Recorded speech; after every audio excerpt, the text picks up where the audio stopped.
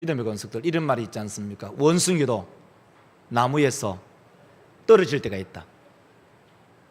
원숭이가 나무 타는 데는 최고의 재주를 가졌는데 그 원숭이도 딱 잘못하면 실수해서 나무에서 떨어지는 큰 사고를 당하는 경우도 있습니다.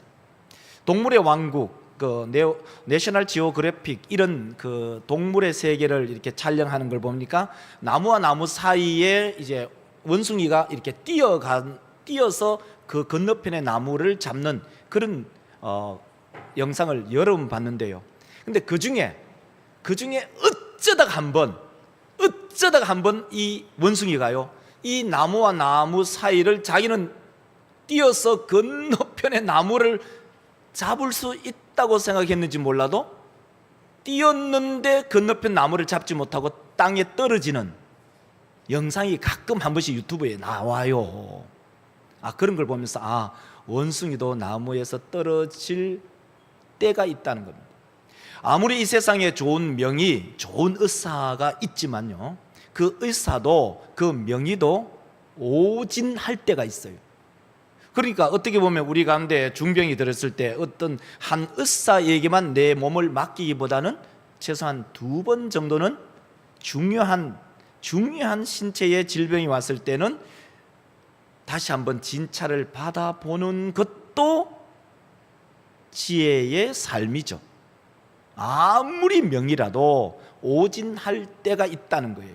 자, 그런데 오늘 본문 말씀에 뭐냐면 이겁니다. 고린도 교회는요, 세례를 받고 하나님의 신령한 은혜를 받은 하나님의 거룩한 공동체입니다.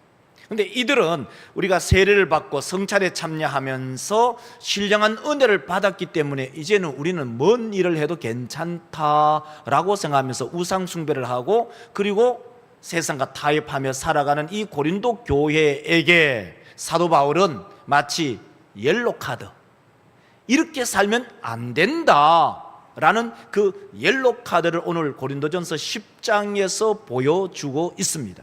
자, 그래서 그 옐로카드를 그냥 너희들 그렇게 하면 안 돼라고 얘기하면은 사람들 기분 좋을까요, 안 좋을까요? 안 좋아요. 우리 성도들에게도요, 설교자가 우리 성도들, 자, 11조 해요. 11조 하고 싶어도 마음이 확 가본다. 자, 주일 성수해요. 그게 아무리 바른 말을 할지라도 이것을 성도들의 마음에 부드럽게 그것을 이해하고 납득하고 또 설득되도록 그렇게 설교해야 되잖아요. 그런데 그게 틀린 말은 아닌데 그것을 직선적으로 얘기하면 성도들이 오히려 반감을 가질 수가 있어요. 그렇잖아요. 예배 시간에 졸지 마요. 이게 틀린 말이에요, 바른 말이에요? 바른 말이잖아요. 근데 그렇게 얘기하면 조는 사람이 기분이 좋을까요, 안 좋을까요? 좋을까요, 안 좋을까요? 안 좋아요. 그러니까 그것을 직선적으로 얘기하면 상처를 받는다는 거예요. 고린도 교회도 똑같아요. 고린도 교회에게 이러이러한 일들이 과거에 있었다. 어디에? 이스라엘 백성들 가운데 있었는데 그 사람들이 이렇게 사는 그 결과가 뭐냐? 망하더라. 그러니 고린도 교회 성도들아, 너희들은 이런 하지 말아라. 왜? 망하니까.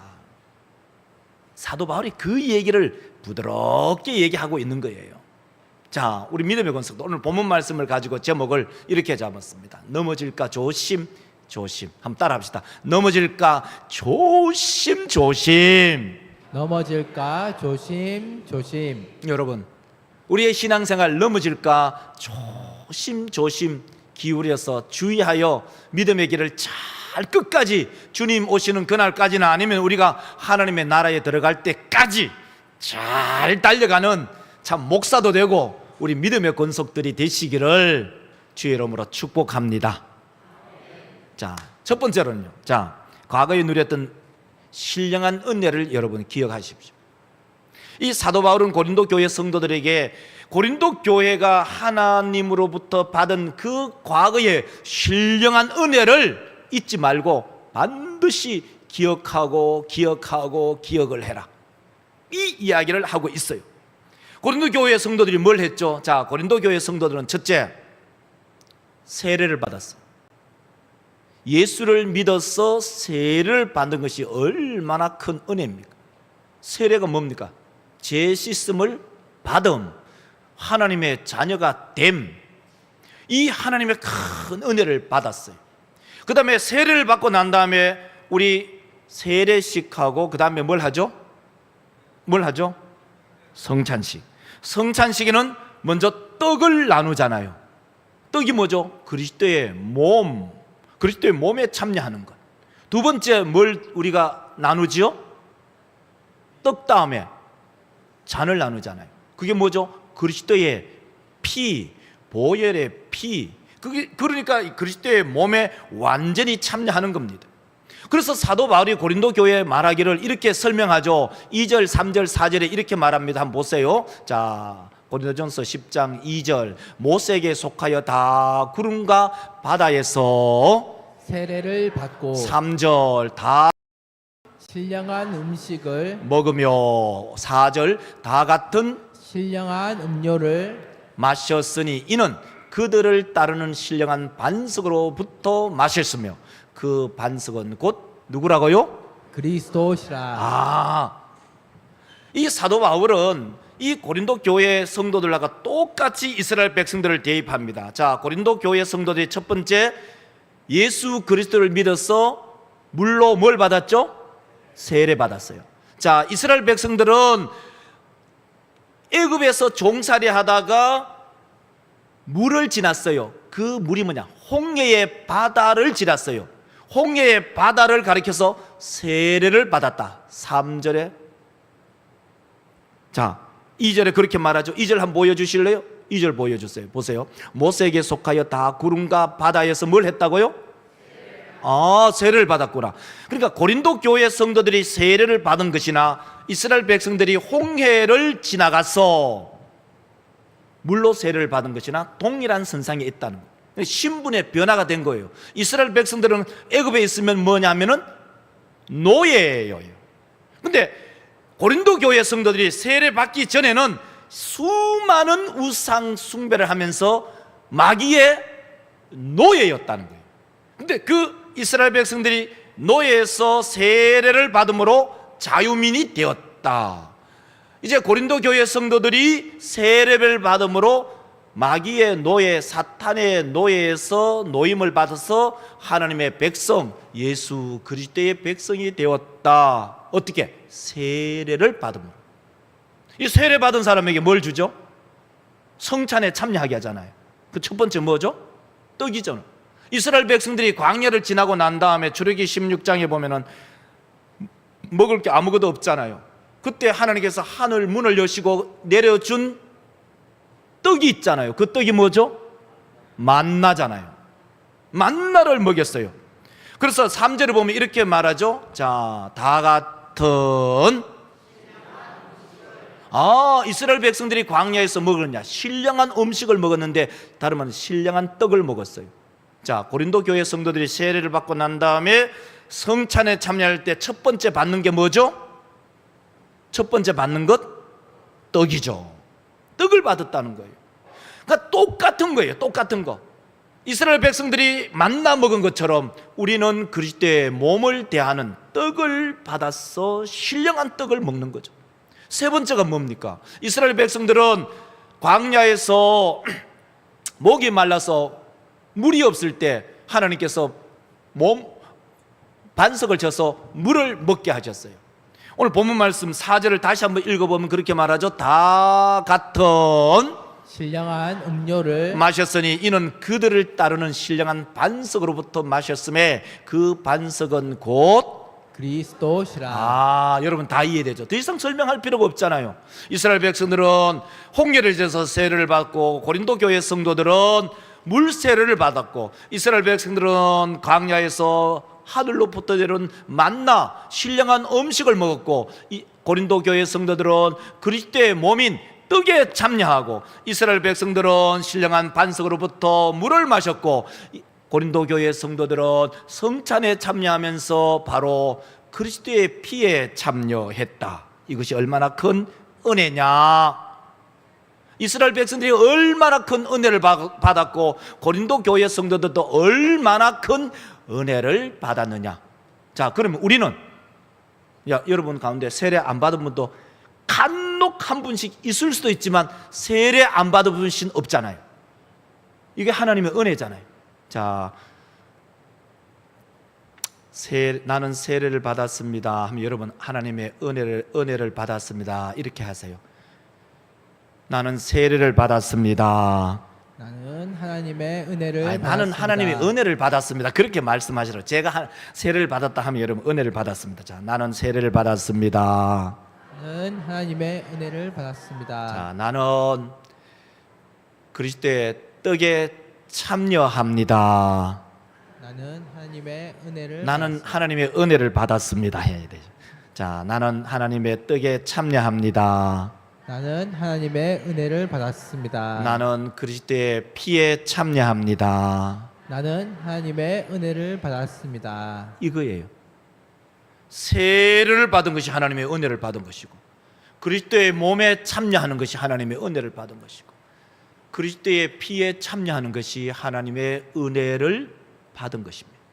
깨달아지시면은 아멘. 이거구나. 이스라엘 백성들이 하나님의 은혜를 받고, 고린도 교회 성도들이 하나님의 은혜를 받고, 지금 여기 앉아 계시는 우리 성도들이 하나님의 은혜를 받았다. 그런데 이제 문제는 여기에서부터 시작해요. 그러나 이스라엘 백성들은 그 하나님의 은혜를 망각하고 하나님이 기뻐하지 않는 일을 하기 시작하는 거예요. 5절 말씀을 한번 읽어볼까요? 5절 보면 이렇게 말합니다. 그러나, 그러니까 문장이 완전히 반대로 가는 거죠. 그러나 그들의 다수를 하나님이 기뻐하지 아니하셨으므로 그들이 광야에서 멸망을 받았느니라. 2절, 3절, 4절 2절에는 세례받고 3절에는 신령한 떡을, 그죠? 성찬에 참여하고 4절에는 신령한 음료, 그리스도의 피에 참여했음에도 불구하고, 그러나 그들이 하나님이 기뻐하는 일을 하지 않아서 그 끝이 어떻게 됐다고요? 그렇죠. 안 읽어봐도 금방 아시네. 자, 5절을 다시 한번 읽어봐요. 5절. 그러나 그들의 다수를 자, 다시 그러나 그들의 다수를 하나님이 기뻐하지 아니하셨으므로 그들이 광야에서 멸망을 받았느니라. 멸망받았대. 이스라엘 백성들이 출애굽해서 출애굽기 12장 37절이죠. 보면은 이렇게 말합니다. 출애굽할 때 60만이 나왔어요. 이스라엘 자손이 람셋을 떠나 숫곳에 이르니 유아 외에 보행하는 장정이 60만 가량이요. 60만이 나왔는데 1년 뒤에 1년이 365일이죠. 그다음에 그 다음에 1월 2월 1일에 이스라엘 백성들을 시할려 보니까 카운트 해 보니까 60만 3,550명이었어요. 민수기 1장 46절에 보면 이렇게 말하죠. 계수된 자의 총계는 60만 3,550명이었더라. 근데 이스라엘 백성들이요, 이 60만 3,550명인데 이스라엘 백성들 1세대, 이 광야 세대거든요. 이 광야 세대가 가나안 땅에 들어간 사람은 누구와 누구죠? 누구죠? 요수아와 갈렙, 딱 두 사람. 그리고 나머지 2세대. 저는 중학교 다닐 때 성경을 읽을 때 때로는 목사님이 설교할 때 가나안 땅에 들어간 사람은 여호수아와 갈렙밖에 없다 하기에 저는 처음에는 두 사람만 진짜 들어간 줄 알았어요. 그 말이 아니고 그 60만 550명 중에 그 중에 1세대 중에 들어간 사람이 두 사람이고, 그 광야에서 태어난 아이들, 자녀들, 다시서 아들과 손녀들을 다시 들어갔다, 그 말이에요. 1세대가 2명이 들어갔다, 그 말인데, 광야에서 이스라엘 백성들이 이 가나안 땅에 들어간 사람이 두 사람이라고 얘기하니까 자꾸 여호수아와 갈렙만 두 사람만 들어간 줄 알아요. 그게 아니고 1세대는 2명, 2세대는 다 들어갔다, 이 말이에요. 자, 그런데 우리 믿음의 성도들, 이스라엘 백성들이요 그런 은혜를 받았는데, 다시 말해서 1세대를 말하죠. 1세들이 그러한 은혜를 받았는데 그 60만 5,550명이 있었는데 어떻게 2명만 들어갔을까? 왜 그랬을까? 하나님의 은혜를 망각해버려. 제가 이 본문에 이 설교쯤에 와서 어떻게 예화를 들어야 우리 성도들이 좀 이해를 잘할까 생각을 해보면서 이런 예화를 생각했어요. 가끔 우리가 하는데 노숙자들을 볼 수 있잖아요. 서울역에 가면 노숙자들이 있어요. 자, 노숙자가 있는데 그 노숙자를 서울시에서 자, 거처를 마련했어요. 하우스를 마련하고 거기에 새로운 집을 주고 샤워할 수도 있고 목욕할 수도 있고 음식 먹을 수도 있고 얼마든지 길거리에서 자지 않아도 되는 보금자리를 줬음에도 불구하고 이 노숙자가 다시 노숙한, 이것을 한 10번 했다, 이것을 한 20번 했다, 그러면 서울시에서 어떻게 할까요? 포기하겠죠. 똑같은 거예요. 우리가 하나님의 무한한 은혜를, 우리는 원래 노숙자인데 하나님께서 교회 안에 우리를 부르시고 하나님께서 은혜를 베푸셔서 세례, 그 다음에 성찬 참여하고 하나님이 온갖 좋은 은혜를 베풀었는데 그 은혜를 망각하고 세상에 나갔어요. 다시 불러들였어요. 하나님께서 동일한 은혜를 주셨음에도 또 다시 세상으로 나가요. 또 부르셨어요. 이것을 수없이 왕복, 수없이 반복을 하면 그 끝이 뭐냐? 그 끝이 뭘까요? 그 끝이 뭐겠어요? 멸망이에요. 그 끝이 멸망이라는 겁니다. 그 끝은 멸망이다. 그러므로 믿음의 권속들, 우리는요 과거에 하나님께서 베풀어 주신 그 은혜를 기억하고 망각하지 않는 그런 우리 모든 성도들이 되시기를 주의 이름으로 축원합니다. 한번 따라할까요? 하나님의 풍성한 은혜를 기억하자. 하나님의 풍성한 은혜를 기억하자. 하나님의 풍성한 은혜를 기억하자. 하나님의 풍성한 은혜를 기억하자. 근데 어쩌다가 하나님의 은혜를 망각하는 경우도 있어요. 두 번째로, 계속 악을 즐기면 망합니다. 악을 계속 즐기잖아요. 노숙자를 불러들였는데 집을 주고 목욕탕을 주고 또 밥을 주고 옷을 줬는데 또 노숙하러 간다.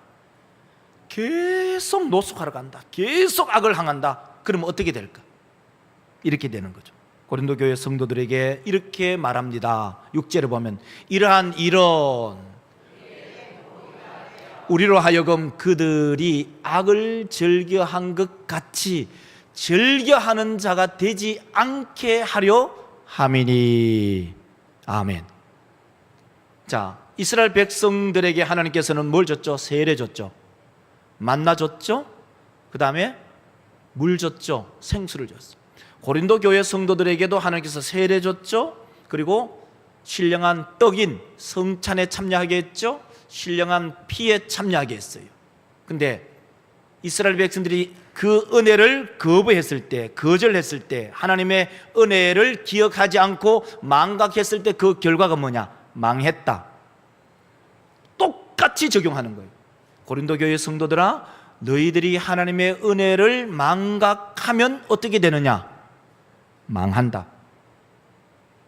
하나님께서 과거에 이스라엘 백성들에게 이런 샘플을 준 이유가 뭐냐? 이렇게 하면은 망한다. 그러면 그 이렇게 하는 게 뭘까? 이렇게 하는 것이 뭘까? 4가지예요. 그 첫째는 우상숭배, 두 번째는 음행, 세 번째는 시험, 네 번째는 원망. 성경으로 하겠습니다. 성경대로 하면 7절이에요.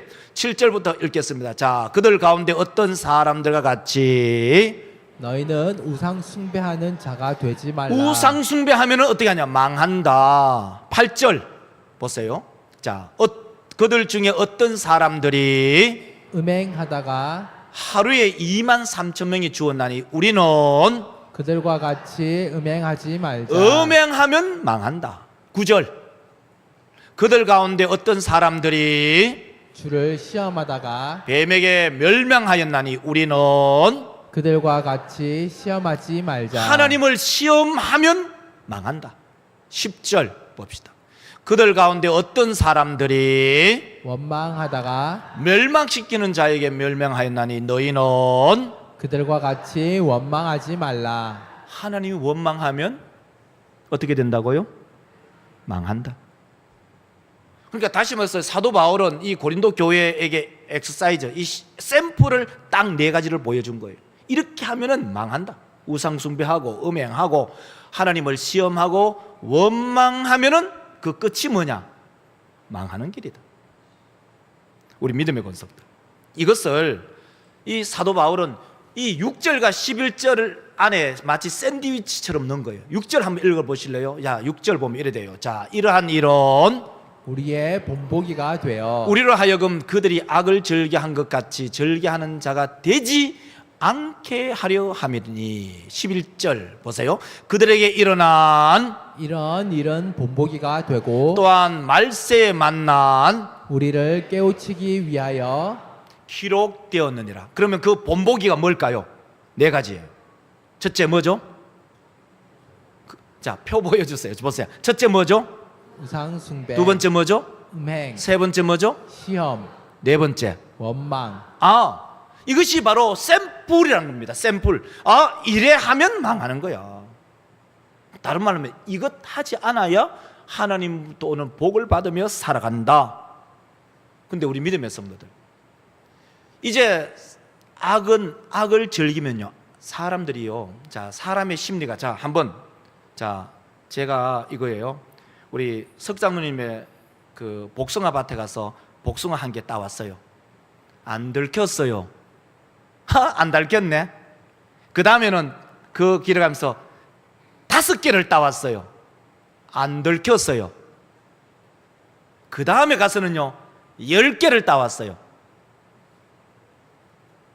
근데 석장님 다 알고 있는 거예요. 그 다음에 갔는데 경찰관이 딱 기다리고 있는 거예요. 이렇게 돼버린 거예요. 악을 즐기면 그것이 어떤 악이든 이 악을 한번 즐기면 이 괜찮거든요. 두 번째 악을 행해요. 또 괜찮아요. 세 번째 악을 행해요. 또 괜찮아요. 그러면 사람의 이 간땡이가 어떻게 돼요? 점점 악에 대해서 간땡이가 부어지는 거예요. 그 끝이 뭔지도 모르고. 근데 갑자기 멸망하기 때문에 아무도 모르는 거예요. 여러분, 그러므로 우리는 이렇게 말해요. 이 12절 말씀에 보면 그런즉, 보세요, 그런즉 생각하는 자는 넘어질까 조심하라. 이게 무슨 말이에요? 악을 행하면서요 나는 안 망한다, 서 있다고 생각해요. 악을 행해도 나는 안 망한다. 근데 갑자기 멸망하기 때문에 그게 아무도 모르는 거예요. 우리 믿음의 권속들, 자, 그래요. 우리가 신앙생활을 하면서요 기도 안 해도 안 망해요. 기도를 한 번도 안 해도 망하지 않아요. 성경을 한 번도 읽지 않아도 망하지 않아요. 다른 사람을 계속 미워해도 뭐 데미지가 저한테 한 개도 없는 거예요. 그것이 하루, 한 달, 1년이 쌓이면 스스로가 멸망의 길로 가고 스스로가 망해버리는 거예요. 사람의 마음이 강팍해져서 하나님이 심판하지 않아도 스스로가 멸망합니다. 깨달아지시면은 아멘. 깨달아지시면은 아멘. 아멘.